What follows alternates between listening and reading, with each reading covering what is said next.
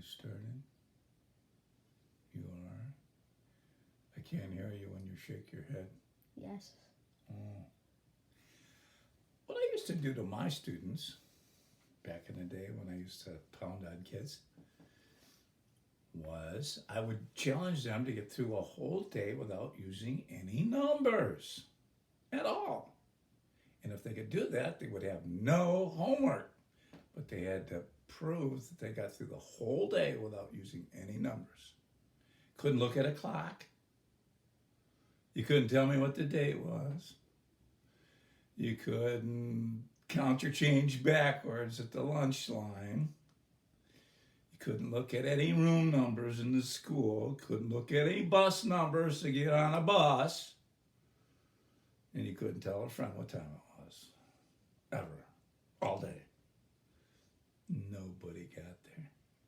Nobody could prove it. So, numbers are kind of there, aren't they?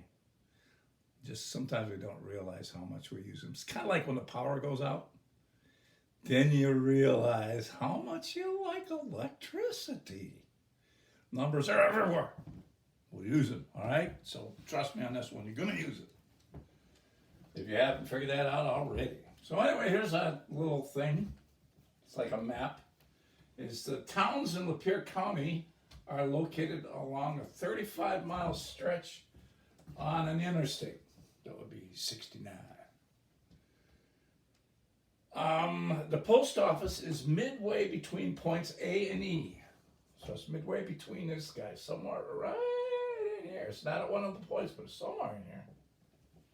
And it wants to know exactly where the post office is. Not exactly, but roundabout between which 2 points is it? Is it in here?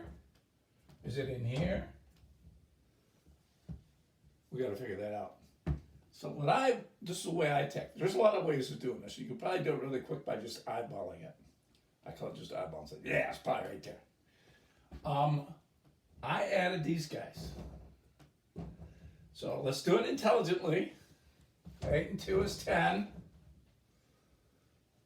And 7 and 6 are 13. So 10 and 13 would be 23. Cutting 23 and a half, if it was 22, it would be 11, right?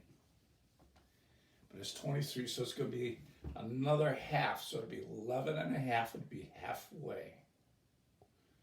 So. Question number. Oh, thank you, Damien. See? It's another example of a number that we need just to keep our world organized. So you find that question on the test. Anyway, so we added all this up and we get, 23, right? 23. Split that in half. This should be 11 and a half. Here's 7, and here's 15. So it's going to be in here somewhere. 11 and a half is going to be right in there. You can kind of eyeball that if you want to, right between here and here, and say, right about there. So anyway, it's going to be between B and C. Post office is going to be right in here somewhere. About there. That should do it.